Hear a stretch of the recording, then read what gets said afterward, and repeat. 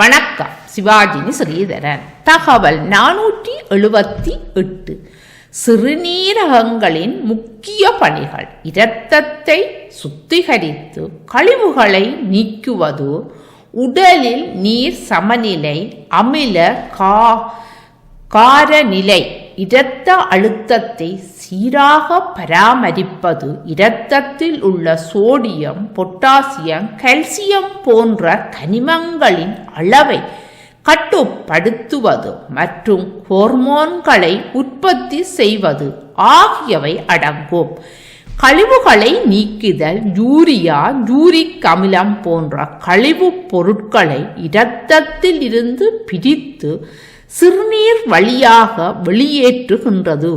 உடலில் உள்ள நீரின் அளவையும் சோடியம், பொட்டாசியம் குளோரைடு போன்ற தாது உப்புக்களை சமநிலை பராமரிக்கின்றது. இரத்த அழுத்தம் கட்டுப்பாடு சீராக வைத்திருக்க உதவும் ஹோர்மோன்களை வெளியிட்டு இரத்த நாளங்களின் சுருக்கத்தை கட்டுப்படுத்துகின்றது. இரத்தத்தின் அமிலத்தன்மை pH சமநிலையில் வைத்திருக்க உதவுகின்றது. இது நரம்பு தசை செயல்பாடுகளுக்கு அவசியம். இரத்த சிவப்பு அணுக்களின் உற்பத்தி எரித்ரோபொய்டின் என்ற ஹோர்மோனை உற்பத்தி செய்து எலும்பு மஞ்சையில் இரத்த சிவப்பணுக்கள் உருவாக உதவுகின்றது.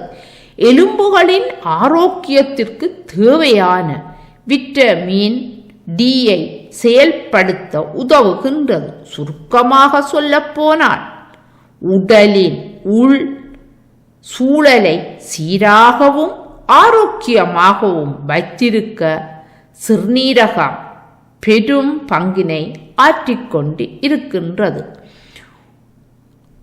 ஆகவே உணவு என்பது மருத்துவ பயன்பாடு நிறைந்த உணவுகளாக நாங்கள் நாளாந்தம் எங்களுடைய உணவுகளை நாங்கள் எடுத்துக்கொள்வது கூட எங்களுடைய சிறுநீரகங்களின் ஆரோக்கியத்துக்கு சிறந்த வழியாக அமையும். ஆகவே உங்களிடமும் ஒரு கேள்வி, நீங்களும் நாளாந்த உணவுகளில் எப்படியான அந்த